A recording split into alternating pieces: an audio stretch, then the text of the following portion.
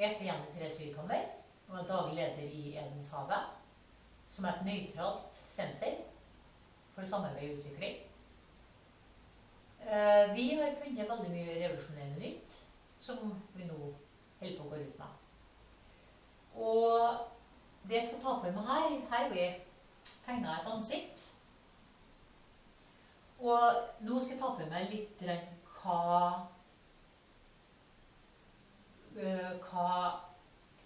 vi sier jo at det kommer på øyet som ser. Og det er hovedtemaet her. Hvordan øyet ser vi med, og hva vil jeg si, og hva oppfatter vi. Og så skal vi også litt inn på kromosomer. Så, hvor mange øyne ser dere her? Du ser ett her. 2, 3. Og det viktigste av alt, det fjerde indre øyet. Og de 4 øyene skal samstemmes. Men for å begynne på børjan. Det høyre øyet, som det ser vi alt det fysiske rundt oss med. Så hvis jeg kikker fysisk på noe, så er det der krysningen blir. Hvis jeg bruker venstre øye, det øyet der, så skjer det mer det følelsesmessige, eller det sjalelige. Og da krysser ikke jeg der det fysiske ligger, men det krysser litt bortover det fysiske, slik at det kommer lenger ut krysset. Og da skjer det mye mer følelser til folk, eller sjala, eller sånne ting som hvis man tenker den veien. Mange er bekjent med det tredje øyet, som er også det åndelige øyet, som også da går på det å se tankene til folk, og oppfatte tankene til folk. Hva tenker folk? Den ligger der. Og så har du fjerde indre øyet, som skal samstemme alt det her.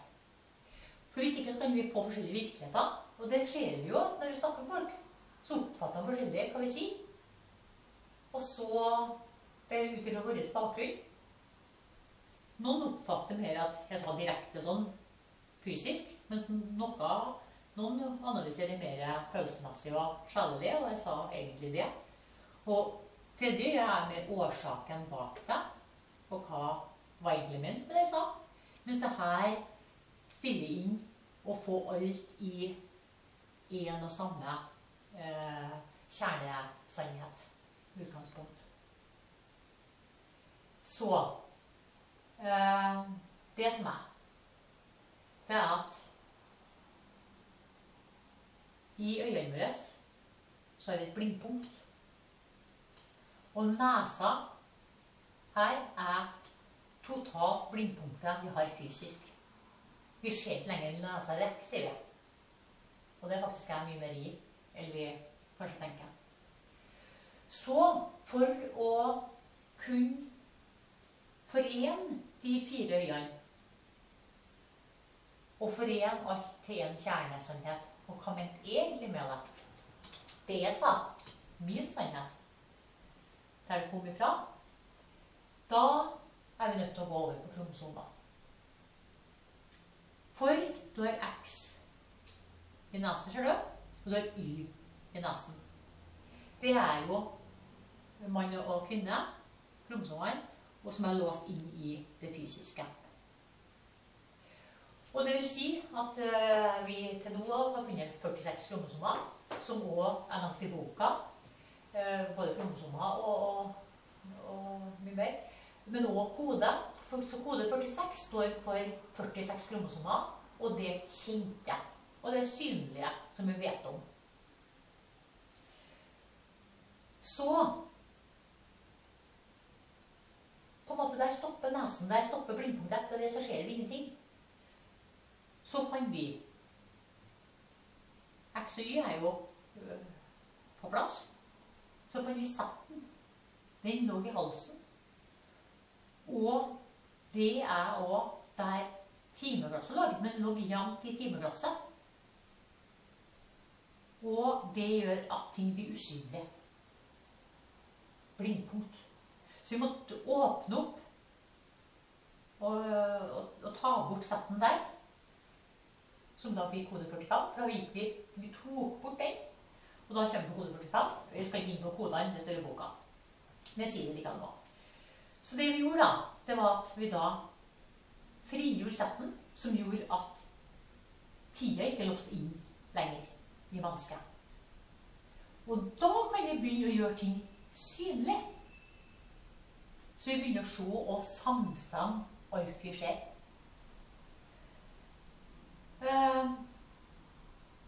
Og for å gjøre det, så må vi frigjøre øret og balansen og forene det hele for å komme opp i sinnet. Og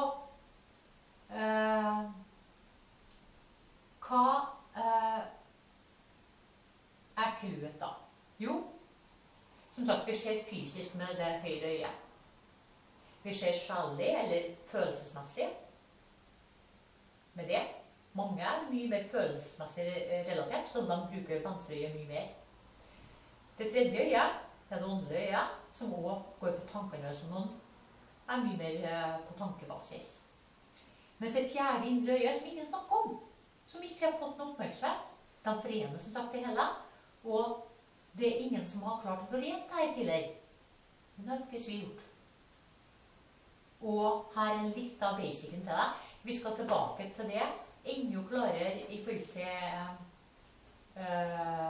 å ta med flere biter og se hvordan alt henger sammen. Og det har jo med chakra, som vi også har gått inn på, til å belyse alt riktig. Så vi skal forklare det her i en annen sammenheng senere. Det er det som er viktig ut ifra akkurat her og nå.